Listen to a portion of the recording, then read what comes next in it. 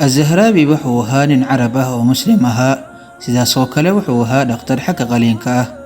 waana dhakhtarkii ugu horeeyay ee qaliinka bini'aadamka u adeegsada aaladaha dadka lagu qalo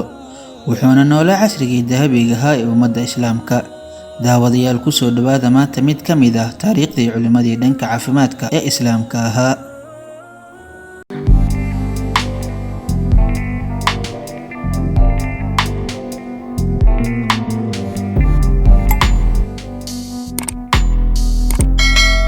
أبو القاسم قلف ابن العباس الزهرابي لكن أفكا لاتيني قالوا ويرو أبو القسيس أو أي ولجيدان أبو القاسم وحقود الشيء سهراء و 6 كيلومتر وجرت وقوي قلبيت مقالة قردبة أندلس ومان تلو يقان إسبين وحين التاريخ يهنده قياسان تاريخ ذا دلشيدي سونا يهيت سندي سقال بقلحي صدنكي ميلاديقا نسب كيسون وحوها أنصار وحونا انت بدني نلشيسا oo ku noolaa magaalada Qurduba ee Andalus oo uu ku bartay caafimaadka الزهرابي wuxuu qoray kitaab caan ka noqday dunida oo dhan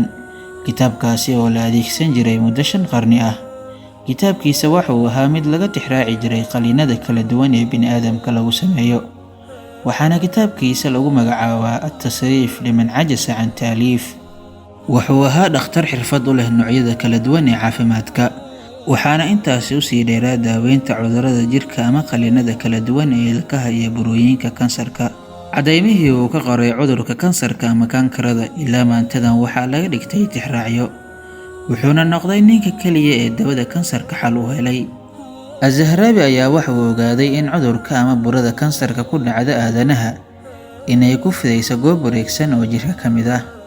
sidaas darteed uu xalku yahay in la jaro ama qaliin looga sameeyo gabi ahaanba halka ay burada ka soo baxday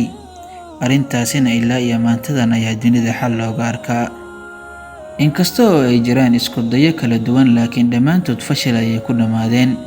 waxaase cudurkaasi ka kacay intuu la caafiyay oo kaliya aadanaha ama qalabka qaliinka aadanaha loogu sameeyo maanta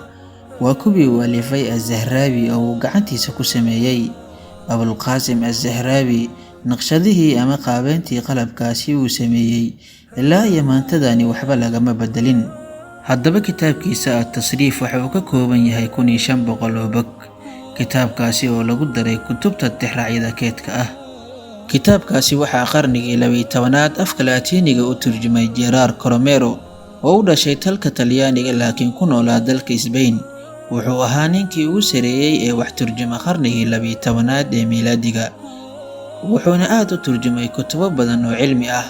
kuwaasi oo ku qornaa afka Carabiga الزهرابي wuxuu caan ku ahaa qeexitaanka wax ka badan 200 oo ah qalabka wax lagu qalo marka sidaas darteed hadii aad fiiriso wadadii ay qaadeen culimadii islaamka ee hore ee dunida soo maray waxaad ogaanaysaa in hodantinimada fikradeed ee saxda ah aysan ahayn aqoonta balse ay tahay malawaalka shay sidaas darteed hadii aad isku dayday in aad wax soo malawaasho sida ay culimadii hore sameyn jireen waxaan noqonaynaa ummad wax soo saar leh oo ka dhabaysa riyooyinkeeda daawadayaal kulanti dambe oo xiiso leh wassalaamu calaykum waraxmatullaahi wabarakaatuh